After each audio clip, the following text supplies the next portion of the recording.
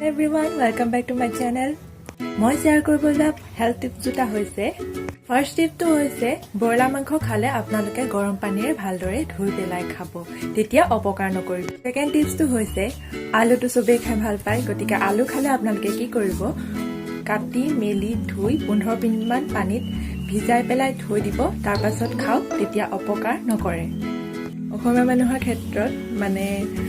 মাছে থাকক বা মাংস নাথাকক কিয় লগত পিটিকা আৰু চাটনি অকণ পালে ভাল পায়